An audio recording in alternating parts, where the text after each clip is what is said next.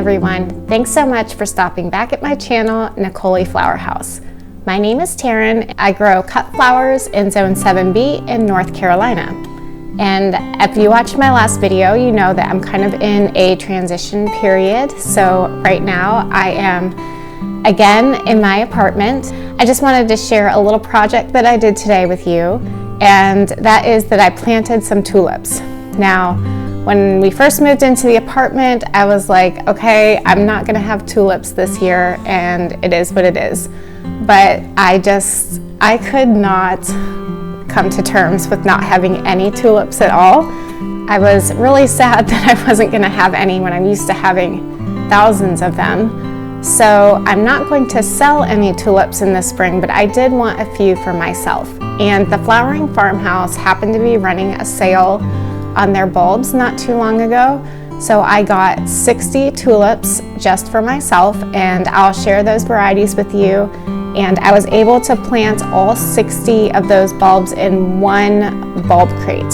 So that was about how many I could fit in there. I could probably fit more if I spaced them a little closer together, but I was just trying to get the 60 that I had into the crate, and so I just kind of spaced them how they would fit in there. Also, when we get into our new house and I have my new garden, I will likely be planting my tulips in crates there as well. And the reason for that is since my garden space will be so much smaller, that I will not have space to do a rotation of locations. So to help avoid diseases like tulip fire in your tulips, you want to not plant them in the same soil for 7 years. So you kind of want to rotate spots where you plant them, but I'm not going to be able to do that because I don't have enough space to do that.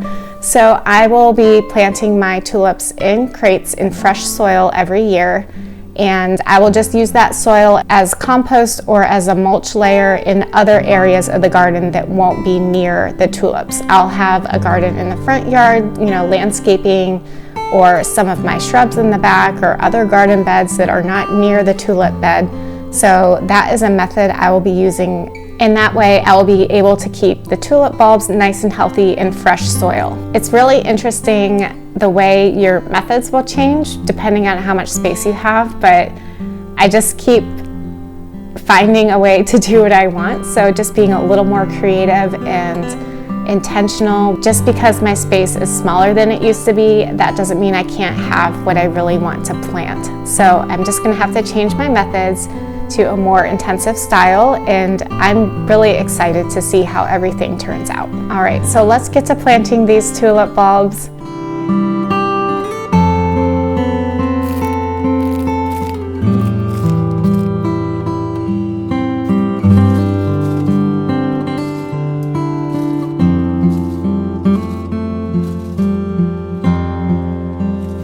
This tulip right here, I just wanted to show you, obviously has a bruise on it that led to some kind of disease growing, so I'm just not going to plant this one to keep the other ones healthy.